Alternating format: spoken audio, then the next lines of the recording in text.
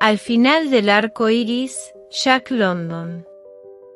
Hay cuentos que llegan como relámpagos, otros como lluvia suave.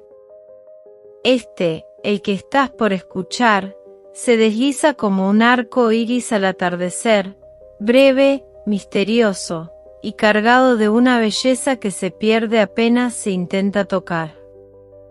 Jack London nos ofrece una reflexión que nace del desengaño, pero que respira esperanza en los bordes más oscuros del alma humana. En esta narración, no hay héroes ni tormentas, solo una verdad sencilla que se revela al final de todo. Te invito a escuchar con el corazón en penumbra y los sentidos abiertos, porque quizá, solo quizá, ese arco iris también sea tuyo. 1. Montana Kid se desembarazó de sus saones y sus espuelas y se sacudió el polvo de las cordilleras de Idaho por dos motivos. En primer lugar, la intrusión de una civilización severamente ética, sobria y formal había destruido el estado primitivo de los pastos para ganado del oeste y la sociedad refinada no veía con buenos ojos a los hombres como él. En segundo lugar, en uno de sus momentos ciclópeos, los suyos habían ampliado la frontera en varios miles de kilómetros. De esa forma, haciendo gala de una previsión instintiva, la sociedad madura buscó sitio a sus miembros adolescentes. Cierto, el nuevo territorio era en su mayoría un páramo vacío y yermo, pero sus varios cientos de miles de kilómetros cuadrados de frialdad al menos permitían respirar a quienes en casa se habrían ahogado. Montana Kid era uno de ellos. Se dirigió a la costa con una prisa que podría deberse a la persecución de varias cuadrillas de la ley, con más valor que recursos económicos. Consiguió zarpar desde un puerto del estrecho de Chushet, tras lo que se las arregló para sobrevivir a los sufrimientos impuestos por los mareos y la comida del viaje en tercera clase. Cuando, un día de principios de año, desembarcó en la playa del Shea, estaba muy desmejorado y tenía mal color, pero seguía siendo tan indómito como siempre. Entre el precio de los perros, la comida, el equipo y las exacciones aduaneras de los dos gobiernos enfrentados, enseguida comprendió que la región septentrional distaba mucho de ser la meca del pobre. Así que miró a su alrededor en busca de alguna forma de lograr un provecho rápido. Entre la playa y los pasos de montaña se dispersaban muchos miles de vehementes peregrinos, a los que Montana Kid decidió trabajarse. Empezó por repartir las cartas para jugar al faro en una casucha de pino dedicada al juego, pero la desagradable necesidad lo obligó a poner un repentino punto final a esa etapa y echarse al camino. Luego acaparó el mercado de los clavos para herraduras, que llegaron a circular como moneda legal con un valor de 4 clavos por dólar hasta que una inesperada remesa de 100 barriles hundió el mercado y lo obligó a deshacerse de sus existencias con pérdidas. Después se instaló en Ship Camp, organizó a los porteadores y en un solo día hizo aumentar el precio de la carga en 20 centavos. Como muestra de su gratitud, los porteadores empezaron a frecuentar sus garitos de faro y ruleta, donde con sumo gusto se veían privados de sus ganancias. Pero el negocio crecía tanto que no podía durar mucho tiempo, de manera que una noche arremetieron contra él, quemaron su casucha, se repartieron la banca y lo obligaron a echarse al camino con los bolsillos vacíos. La mala suerte lo acompañaba. Se comprometió con personas responsables para pasar por la frontera whisky de contrabando utilizando rutas desconocidas y peligrosas, perdió a sus guías indios y la policía montada le confiscó la primera remesa. Un buen número de desgracias similares lo convirtieron en un hombre amargado y fuera de control, por lo que celebró su llegada al lago Bennett aterrorizando al campamento durante 20 horas seguidas. Después, la Asamblea de Mineros se refiere a las asambleas que se celebraban en los campamentos mineros para resolver disputas, establecer leyes e imponer castigos. Quedaron prohibidas al fundarse los tribunales federales y territoriales. Lo metió en cintura y le ordenó que se fumara. Él sentía un gran respeto por dichas asambleas y se dio tanta prisa en obedecer que, sin darse cuenta, desapareció guiando la trailla de perros de otro hombre. En un clima más benigno, aquello equivalía a robar caballos, por lo que solo se acercó a los lugares más alejados mientras cruzaba el lago Bennett y luego el Tagish, y montó su primer campamento a más de 160 kilómetros al norte. Resultó que, como ya se acercaba la primavera, muchos de los ciudadanos más importantes de Dawson viajaban hacia el sur antes del deshielo. Se encontró y charló con ellos, tomó nota de sus nombres y posesiones y continuó camino. Tenía buena memoria, mucha imaginación y la veracidad no se encontraba entre sus virtudes. 2. Dawson, siempre ávido de noticias, contempló el trineo de Montana Kid acercarse Yukon abajo y salió al hielo a recibirlo. No traía periódicos. No sabía si ya habían colgado a Durant ni quién había ganado los Juegos de Acción de Gracias. No se había enterado de si Estados Unidos y España estaban en guerra. No tenía idea de quién era Dreyfus, pero ¿O'Brien? No estaban enterados. O'Brien se había ahogado en los rápidos de Whitehorse y Charlie el de Sitka era el único miembro del grupo que se había salvado. Joel Adwe, las dos piernas congeladas y amputadas en Five Fingers. ¿Y Jack Dalton? Saltó por los aires en el Sea Lion con el resto del personal. ¿Y Beatles? Víctima del naufragio del Cartagena en el estrecho de Seymour, solo 20 supervivientes de 300. ¿Vilaguas Bravas? Se coló a través del hielo corrompido del lago Levache junto con 6 mujeres integrantes de la compañía de baile a la que escoltaba. ¿El gobernador Walsh? Perdido con todos sus hombres y 8 trineos en el Seti Mille. ¿De Bereaux? ¿Quién era de Bereaux? Ah, el correo. Lo mataron los indios en el lago Mars. Y así continuó. Empezó a circular la noticia. Los hombres se abrían paso a empujones para preguntar por sus amigos y socios y luego eran empujados a su vez, demasiado aturdidos para quejarse. Cuando Montana Kid llegó al banco lo rodeaban varios cientos de mineros envueltos en pieles. Cuando pasó por delante del cuartel, ya era el centro de una procesión. En el salón de baile se había convertido en el núcleo de una turba alborotada cuyos miembros se peleaban para tener la oportunidad de preguntar por algún compañero ausente. En todas partes lo invitaban a beber. Nunca antes el Klondike había abierto sus brazos a un chechacuo de aquella manera. Todo Dawson murmuraba. Semejante serie de catástrofes no se había dado nunca en su historia. Todos los hombres destacados que habían viajado al sur en primavera ya no estaban, habían desaparecido.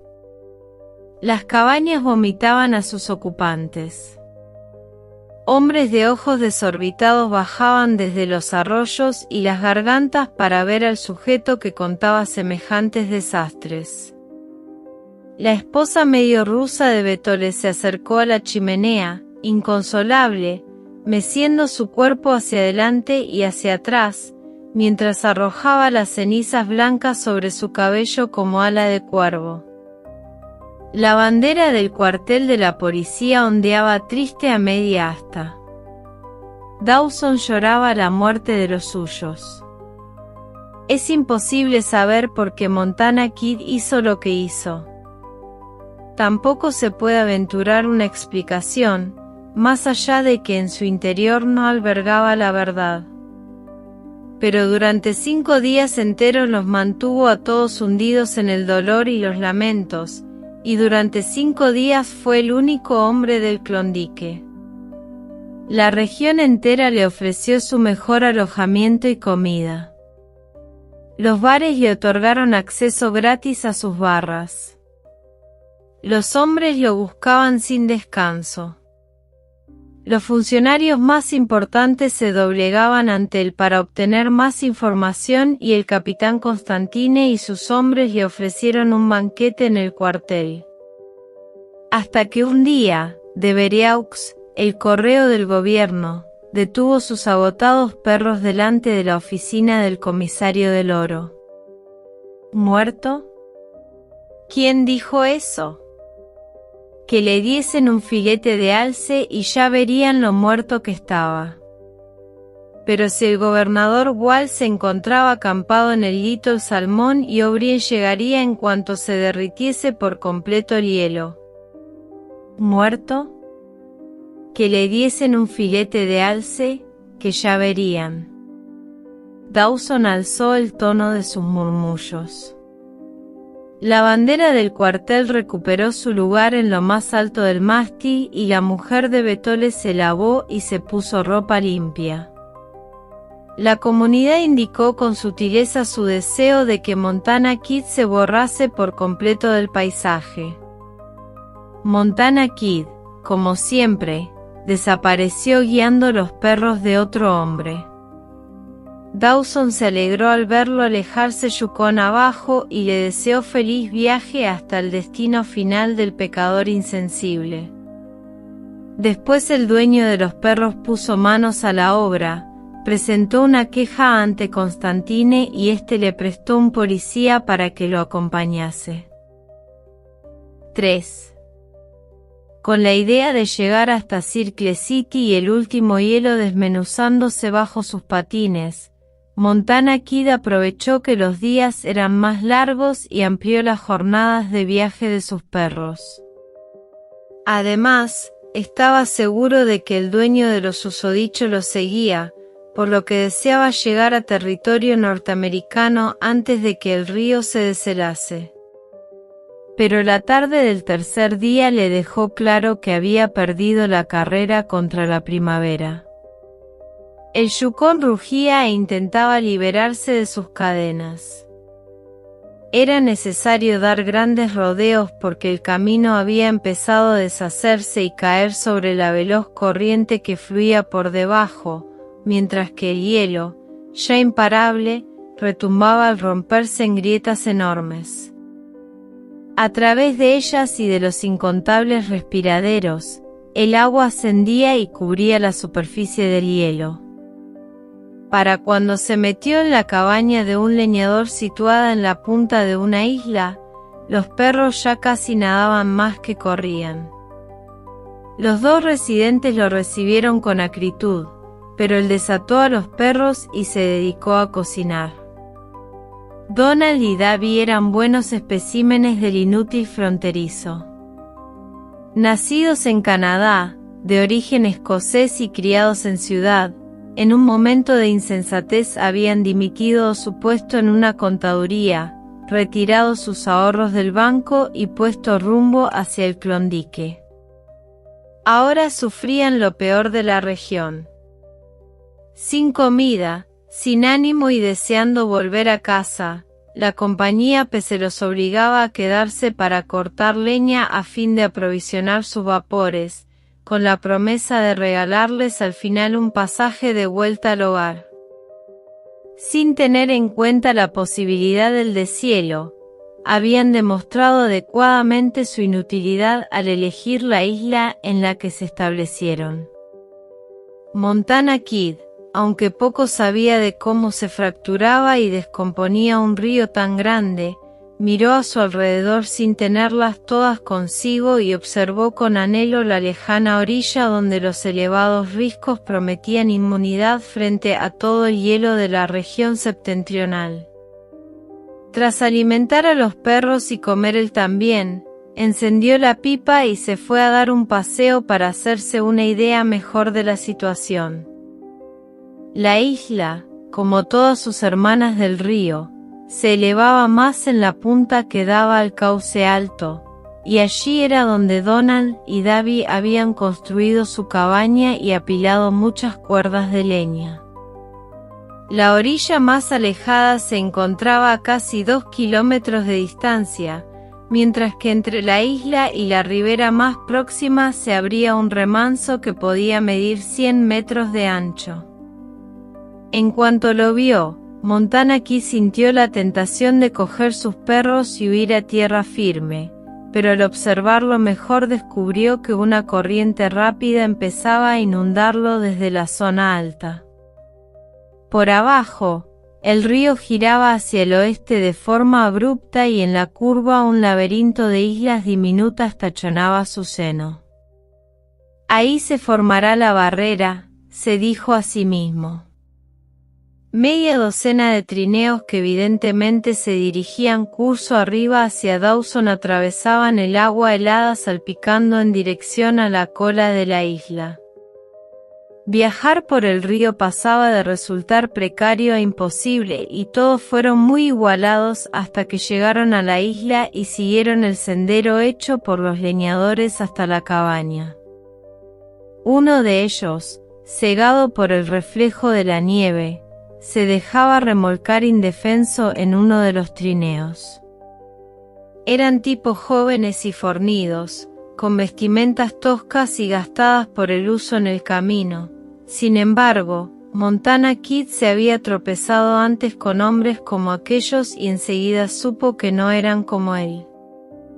«Hola, ¿cómo está el camino a Dawson?», preguntó el líder, paseando la mirada sobre Donald y Davy para detenerla en Montana Kid.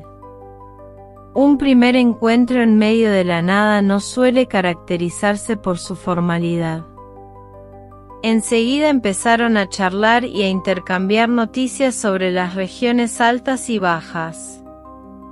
Pero los recién llegados tenían poco que contar porque habían pasado el invierno en Minook, 1600 kilómetros cauce abajo, donde no ocurría nada.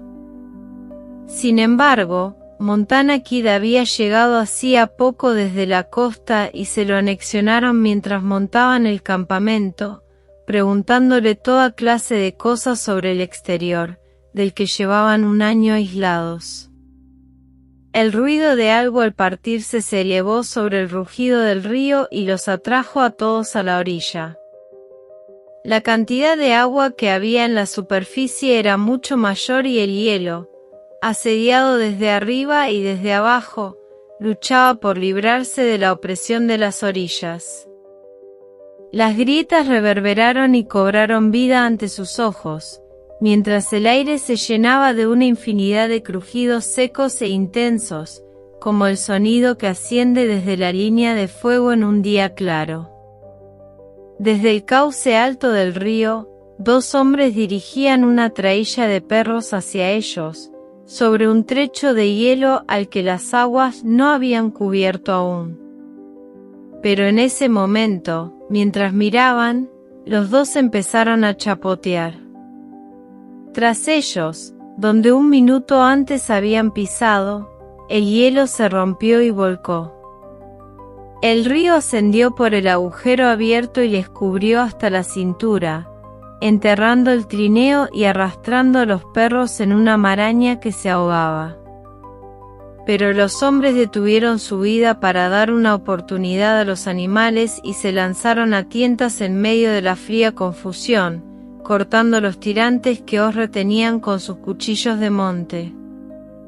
Luego se abrieron camino como pudieron hasta la orilla entre los remolinos de agua y las placas de hielo, donde Kid fue el primero en saltar al rescate sorteando los fragmentos rechinantes. «El cielo me valga, pero si es Montana Kid», exclamó uno de los hombres al que Kid ayudaba a alcanzar la parte alta de la orilla. Llevaba la casaca escarlata de la policía montada y levantó la mano derecha a modo de saludo jocoso. «Tengo una orden de captura contra ti, Kid», añadió mientras sacaba un papel empapado del bolsillo del pecho. «Espero que nos acompañes sin oponer resistencia». Montana Kid miró hacia el caos que era el río y se encogió de hombros. El policía siguió su mirada y sonrió. «¿Dónde están los perros?», preguntó su compañero. «Caballeros», interrumpió el policía, «el hombre que me acompaña es Jack Sutherland, propietario del Dorado 22. ¿No serás el Sutherland del 92? Interrumpió el hombre de Minook cegado por la nieve, mientras tanteaba sin fuerza en su dirección.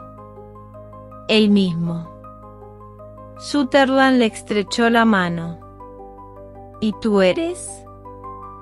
«Oh, yo llegué más tarde, pero te recuerdo de mi año de novato. Tú ya estabas con el posgrado». «Muchachos», exclamó, girándose hacia los otros. «Este es Sutherland, Jack Sutherland, fullback del equipo de la universidad. Venid, buscadores de oro, y lanzaos sobre él». «Sutherland, este es Greenwich, que jugó de quarterback hace 2 temporadas». «Sí, leí la crónica del partido», dijo Sutherland mientras le estrechaba la mano. «Y recuerdo la impresionante carrera que hiciste en el primer touchdown». Greenwich se puso colorado bajo el moreno de la piel y le costó dejar paso a otro. «Y este es Matthews, hombre de Berkeley. También tenemos ejemplares de primera llegados del este. Venid aquí, los de Princeton. Vamos, este es Sutherland, Jack Sutherland». Entre todos lo rodearon, se lo llevaron al campamento y le proporcionaron ropa seca y varias tazas de té negro. Donald y Davy, al ver que nadie les hacía caso, se habían retirado a jugar a las cartas como todas las noches. Montana Kid siguió sus pasos, junto con el policía. «Tenga, póngase algo seco», le dijo, sacando la ropa de su exiguo equipo. «Creo que también le va a tocar dormir conmigo». «Te lo agradezco», dijo el policía mientras se ponía los calcetines del otro. «Siento tener que llevarte de vuelta a Dawson, pero espero que no sean muy estrictos contigo. No se dé tanta prisa». Kid sonreía de una forma extraña. «Aún no estamos en camino. Cuando me marche, lo haré río abajo y me parece que es muy probable que usted venga conmigo». «No, si no me equivoco de». «Acompáñeme afuera y se lo explicaré». «Estos inútiles», dijo mientras señalaba a los 2 escoceses por encima del hombro, «metieron la pata hasta el fondo al establecerse aquí. Pero antes llene su pipa, que no está nada mal este tabaco, y disfrute mientras pueda. No le quedan por delante muchas oportunidades de fumar». El policía se fue con él lleno de curiosidad, mientras Donald y Davy dejaban las cartas y los seguían. Los hombres de Minook, al ver que Montana Kid señalaba primero al cauce alto del río y luego al bajo, se acercaron también. «¿Qué pasa?», quiso saber Sutherland. «Poca cosa». Kid sabía mostrarse indiferente. Algo tan imposible de evitar como que haga calor en el infierno. ¿Veis esa curva de allí? Pues es donde millones de toneladas de hielo van a formar una barrera.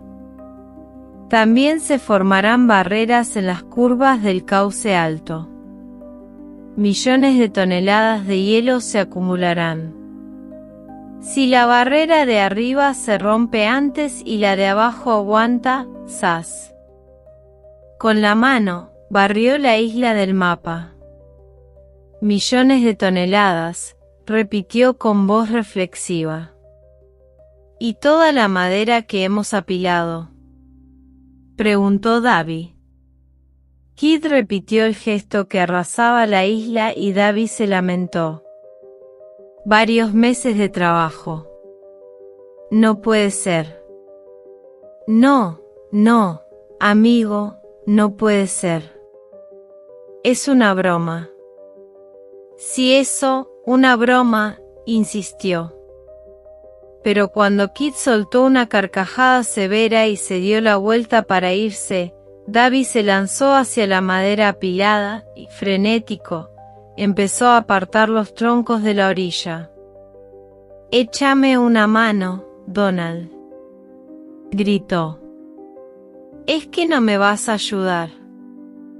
Es el trabajo de varios meses y nuestro billete de vuelta a casa». Donald lo agarró del brazo y lo sacudió, pero él se soltó. «¿No lo has oído?», preguntó Donald. «De nada servirá». Sin embargo, Davy volvió a ocuparse de las cuerdas de madera. Donald regresó a la cabaña, se puso su cinturón del dinero y el de Davy, y se fue al extremo de la isla donde la tierra se elevaba más y donde un pino muy alto sobresalía por encima de sus compañeros. Los hombres que se encontraban delante de la cabaña oyeron el ruido de su hacha y sonrieron. Greenwich regresó del otro extremo de la isla y les dijo que estaban acorralados. Era imposible cruzar el remanso. El ciego de Minook empezó a cantar y los demás lo acompañaron. ¿Será verdad? ¿O una falsedad? ¿Qué opinas tú? ¿O será verdad?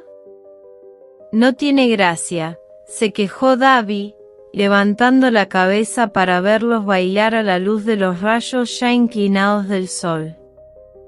¡Qué desperdicio de madera! ¿O será verdad? Fue la única respuesta que obtuvo. El ruido del río cesó de repente. Una calma extraña los envolvió. El hielo se había desgarrado de las orillas y flotaba por encima de la superficie del río, cuyo cauce aumentaba cada vez más. Continuó subiendo, veloz y en silencio, durante 6 metros, hasta que los enormes bloques rozaron suavemente la parte más alta de la orilla. La cola de la isla, al encontrarse a un nivel más bajo, quedó sobrepasada.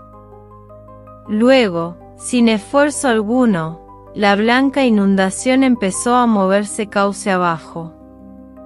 El ruido iba aumentando junto con el impulso y pronto la isla entera se estremecía y temblaba por las sacudidas de los icebergs que chirriaban. Debido a la presión, los bloques gigantescos, que pesaban cientos de toneladas, salían despedidos y saltaban como si fuesen guisantes. La fría anarquía se desbocaba cada vez más y los hombres tenían que gritarse al oído para poder oírse. A veces el estruendo del remanso se percibía por encima del tumulto. La isla vibró debido al impacto de un bloque gigantesco que se clavó directamente en la punta. Arrancó de raíz una veintena de pinos, se balanceó con fuerza de un lado al otro y hacia arriba, levantó su base embarrada del lecho del río y se abalanzó sobre la zona de la cabaña, cortando la orilla y los árboles como un cuchillo gigantesco.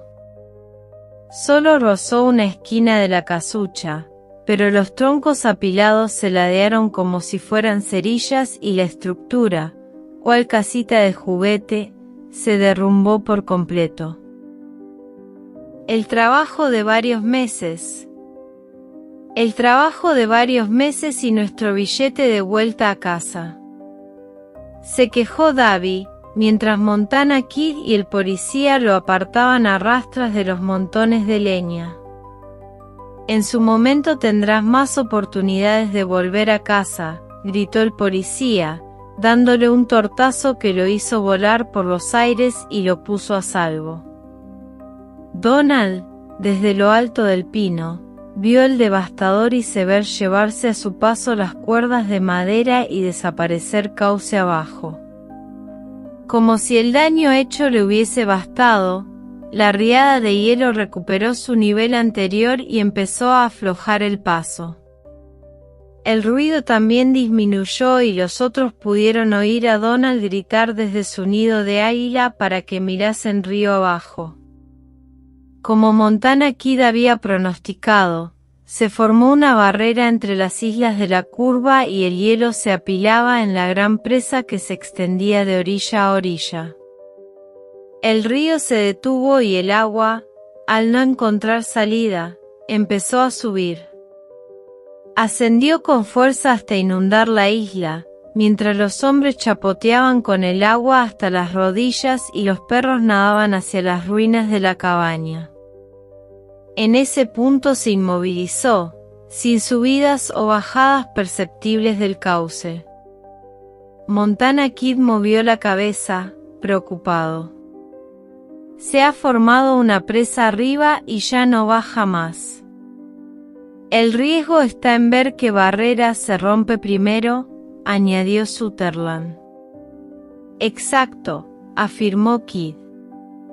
Si se rompe antes la presa de arriba, no tendremos ni la más mínima oportunidad. Lo arrastrará todo a su paso. Los hombres de Minook se alejaron en silencio, pero pronto las notas de Rumsky Howe se apoderaron del aire tranquilo, seguidas de Naranja y Negro, una de las canciones más cantadas en Princeton. Hicieron sitio en su círculo para Montana Kid y el policía, que enseguida se adaptaron al ritmo de los coros mientras pasaban de una melodía a otra. «Donald, ¿no me vas a echar una mano?», gimoteaba Davy al pie del árbol al que su compañero se había subido. «Donald, amigo, ¿es que no me vas a ayudar?», repitió quejumbroso, con las manos sangrando debido a su vano intento de escalar el tronco resbaladizo. Pero Donald miraba fijamente a la parte alta del río. De repente, se oyó su voz llena de miedo decir: «Dios Todopoderoso, ahí viene». De pie, con el agua helada hasta las rodillas, los hombres de Minook, con Montana Kid y el policía, se agarraron de las manos y elevaron las voces para cantar el funesto himno de batalla de la República. Pero el estruendo en movimiento ahogó la letra. A Donald se le concedió contemplar una imagen que ningún hombre puede ver y seguir con vida. Una pared gigantesca de blancura se abatió sobre la isla. Árboles, perros y hombres desaparecieron, como si la mano de Dios hubiese limpiado por completo la faz de la naturaleza. Eso fue lo que vio. Después se balanceó un instante más en su atalaya y se precipitó al infierno de hielo. Fin.